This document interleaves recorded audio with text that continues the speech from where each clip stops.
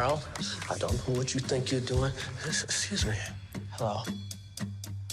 Got a dead white man in a box. Not even a casket. Doesn't even have a top on it. In a pine box of old wood.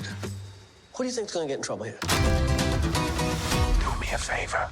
Try to be optimistic.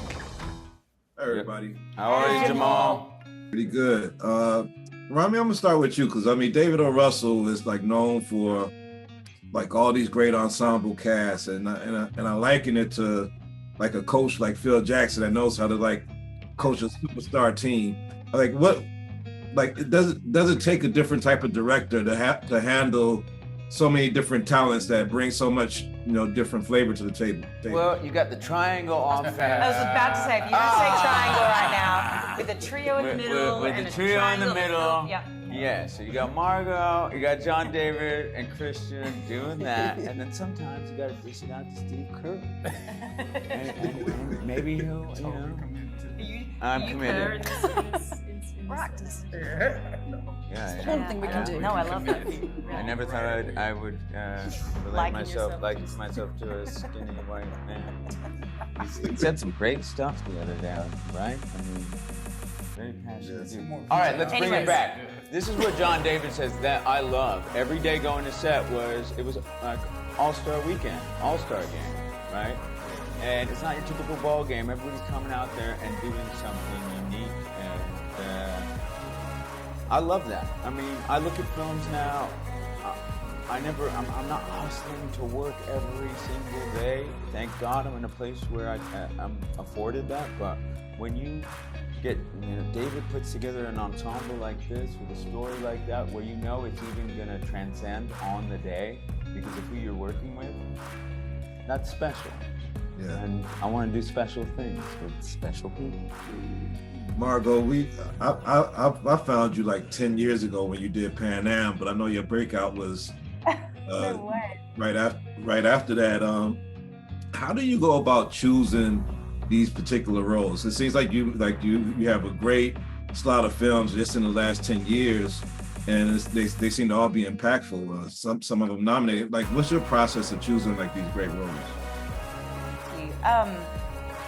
I listen to my gut, and I've learned to listen to it more over the years. Any decision that I've been like, I don't really need to do that, I knew at the time that I didn't really need to do it, and I just didn't have the confidence to kind of acknowledge it and know for myself. So, I don't know, it's probably a combination of a lot of hard work and a sprinkling of luck, and also mainly just listening to my gut. And there's a lot of instances, there's a lot of close no cigars, like there's a lot of times where I'm like, this could be it, but it's missing this one element, and then so I shouldn't do it. And it's so tempting when it's that close to just say yes and let the optimistic side of you kind of persuade you that it's all going to work out, but you kind of have to be disciplined enough to let the close but no cigars go. And I do often look at roles and know deep down or instinctually that there's a better actor out there for it, and I've passed on a lot of things where like my team are pulling their hair out and they're like, no, and I'm like, trust me, here are the 3 actresses they actually should go to for this. It's not me, even though I love it, it's not me. So I guess, a number of things, but I definitely know within myself when it's a character that I should play and when it's a character that I think someone else should play. Where is my eye, Harold? Right here. I never expected 2 decorated soldiers to get knocked out at my own home. No, just one, sir. Oh, that's right, Mr. Woodman. You were too fast for Carlton. I was. They started talking to Valerie, and she's not well, and please, darling girl, stop crying. It's only natural for her to cry. Maybe she just found out her friend is dead. We couldn't keep it from her for forever. I'm not so ill that I can't talk to people. You leave me here with this invalid when you know very well that I think she should be hospitalized. It's for her own good. Ever say that to me I again? can't handle it. I'll It'll be a put better you in a place hospital. for you. I'll send you to a witch trial. Ladies, stop. I'm sorry. I'm sorry I had to raise my voice. And last question, JD. First, Morehouse got blew out by Howard yesterday. Sorry about that. Yo, chill out, man. Come on, man.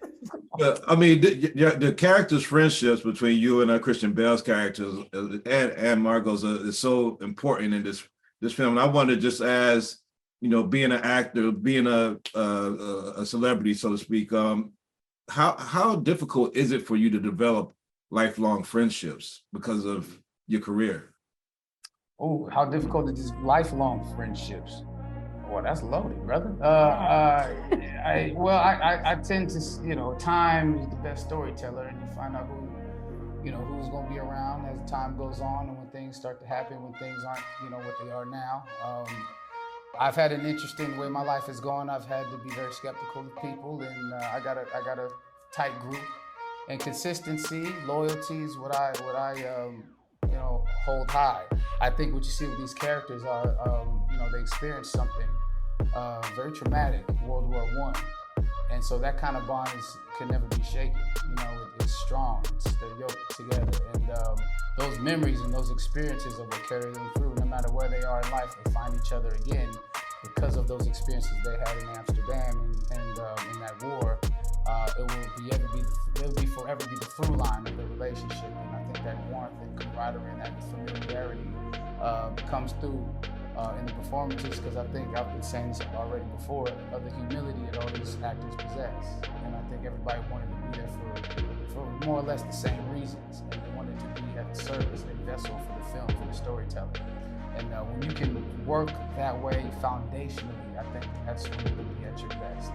In my opinion, not maybe for everybody, for me. So it was easy to befriend and to have this chemistry I had with them because they had the right attitude. It's quite fun. Great film, Andrea. Jamal, I know they're holding you on time, but we have enough time for Andrea as well. We can do 6 weeks. Yeah. Well, for you, Andrea, I want to know about. I know Amsterdam is a place where they get to go have their great time, but what's your foreign location that you went and just had like an obscene good time with some friends with, or something that? That was left field. I was going to say, no, poor old Beatrice didn't get to Amsterdam at any point, did she? What's the place that I like to go to have fun with my friends? I'm still friends with all the same people. We were all born in the same room.